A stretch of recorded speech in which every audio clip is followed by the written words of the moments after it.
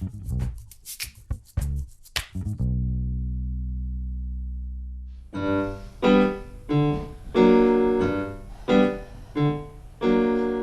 confessing that I love you. Tell me, do you love me too? I'm confessing that I love you over again. No, Mr. C. No. I will not go to Spokane. It's bad enough to live here. You promised me so much more when you took me from Chicago and brought me here to this place. The production is named The Dead Man on the Drugstore Floor and How He Got There.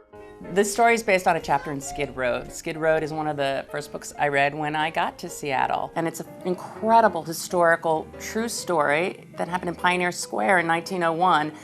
And at the same time, this is show business.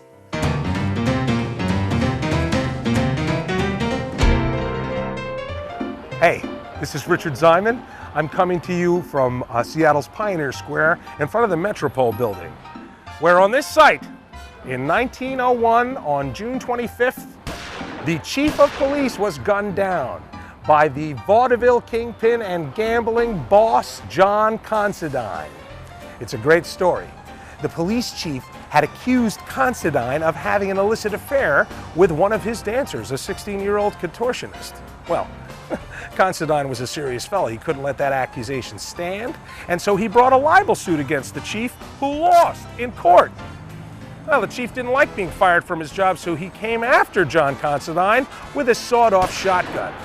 Luckily for Considine, the man had consumed a whole bottle of whiskey before he tried to shoot him and missed. Considine then turned around and shot him 3 times in the head.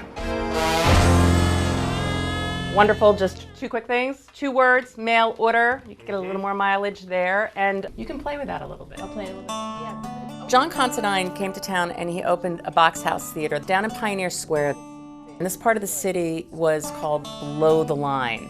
It's where the booze was, the gambling was, where the prostitution was. You'll have to sell off your fancy knickknacks, your dresses, your nice ottomans, and finally, you'll be sitting in front of this grand picture window, watching whores walk down the street in your best dresses. And then finally, when it's all gone, you'll have to work. Don't you dare even say it. Work as a seamstress. This is a light telling of the story through vaudeville and burlesque. How do you buy a vote in Seattle? Just step below the line.